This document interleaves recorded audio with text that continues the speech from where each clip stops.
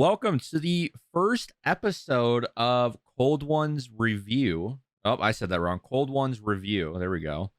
That's exactly what you just said. Is it? Yes. You literally said Cold One's Review. Oh, I said that wrong. Cold One's Review.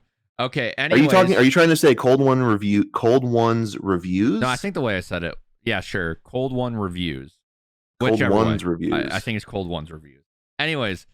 Welcome to the episode of the podcast where we actually just review things instead of record a podcast episode. I mean, so to put in why we're not doing a full podcast this week, and why this is like the start of like a review thing, is because election, right?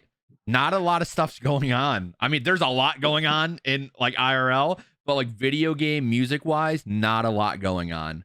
Yeah. But if we're gonna, which is damn unfortunate, right? If we're gonna review something real quick, Ariana Grande's new album's fucking trash. There you go, 0 out of 10. Nothing surprising there, right? I don't know. Her last album wasn't bad.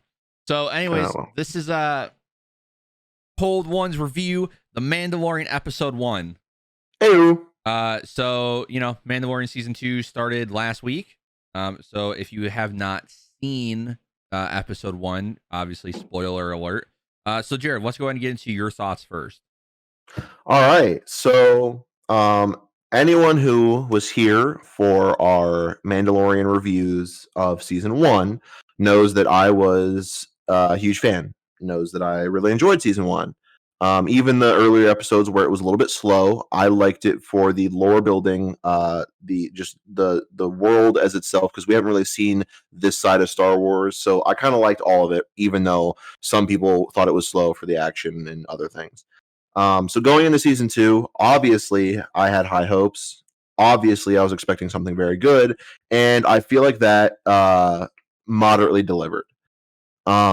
I feel like instead of it giving us a slow start, giving us a slow build up into what's going on, I mean, it gave us a recap at the beginning of the episode, which is fine, but I feel like it kind of just threw us right in, almost like Season 1, almost as if this isn't Season 2, almost as if it's just, here's Season 1, Episode fucking 9, instead of, it's just what it felt like. But it also feels like they could have given us a little bit better of an intro. And I know that sounds shitty, but they just immediately went off and where were they at the beginning? What was the name of the world with like the fight? Which fight? The very beginning, like he hangs a guy from the light post. Did they say what world that was? No. All right. Well, to me, it feels like that whole beginning intro sequence, as cool as it was, seeing him be a badass, and seeing the Baby Yoda hit the thing, close his little dome because fight's about to happen. As cool as that was, I feel like it was unnecessary. I feel like it could have easily been like a silent shot from a distance, kind of like they do later in the episode with Tatooine, where he's talking to Tusken Raiders and he's getting information. Something's happening. I feel like that could have been the same thing for the beginning. Like you get the sound like, oh, like we know where to go now. But at the same time, I feel like I'm being a little bit harsh there because I know a lot of people probably like that, and a lot of people like respect the fact that the information came where it came from. So he knows to go to Tatooine to find this other Mandalorian and all that fun stuff. So that being said, that was really like the only downside I had to that whole episode is I just felt like the beginning was a little bit unnecessary. Not bad, not slow, not fast, just unnecessary.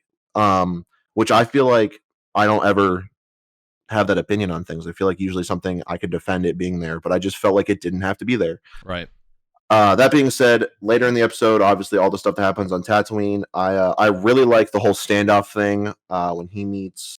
I forgot the actor's name now, of course. I just know him as the guy from Justified, just because that's a show I watched years ago.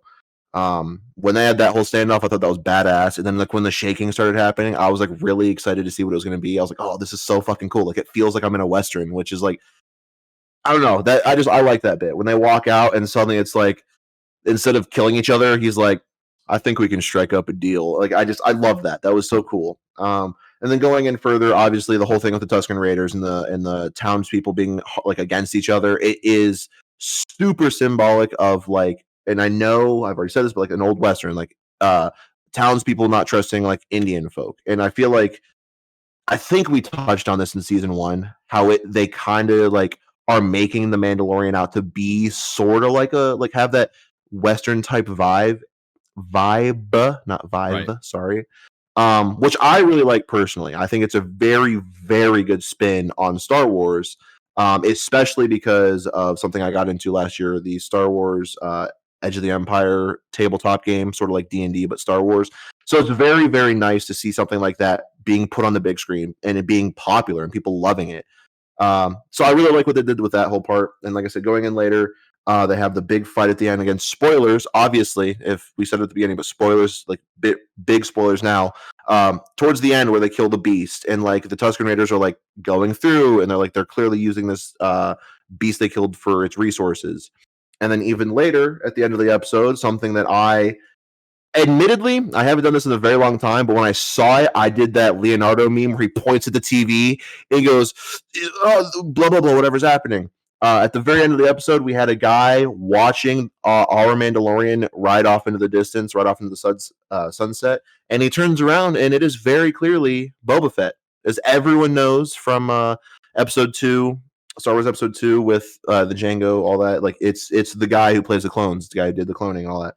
You see him turn around. I literally went, fucking Boba Fett. And I was sitting with my girlfriend. I went, hey, it's Boba Fett. And she just looked at me. She's like, yeah. I'm like, that's Boba Fett. It's him. It's confirmed. Like, it's finally canon. And I was super excited. So it started slow and it just built up to something great. And I guess all in all, if I had to give it a rating, the first episode, I'd give it a solid, I'd say like a solid 8.8. Not fully a 9, because I think there were other episodes in season 1 that trumped this one, but it was really fucking good. And it started off slow, so I'm gonna take a little deduction off the score there. But yeah, it was a really good episode, other than that little dull bit at the beginning, as I had said. So Damien, why don't you go ahead and tell us what your thoughts were on episode 1 of season 2? So to kind of go off of what I thought about the first season, I thought, if you go back and look at my reviews on the channel, the first 5 episodes, I was not liking the show that much. I thought for what it was, all the hype around it was not warranted, and the praise that I was getting was not warranted until after midway through the season. Once the show got kicking and once he started, like, I feel like the episode that flipped for me, like, made it to where, like, oh, this show is worth watching, was when he went to the village and was fighting the AT-AT. They made it like a horror movie. I feel like that was the episode that, like, it just clicked. They knew what they were doing, and then every episode since has been getting better in the first season. I think I gave the first season an 8, like total 8 out of 10. So this episode, for episode 1, is a little bit slow, I would say. I like that Timothy Olyphant's in it, right? That's his fucking name. Yeah. Love that guy. He's in Scream 2. He plays Mickey. Just a little. Really? Yeah. What? He's one of the killers in Scream 2. I didn't fucking know that. The only thing I've ever seen him in is Justified, and another movie I just saw, or another show I just saw with Rachel. Yeah. Justified. Yeah, my dad loved that show.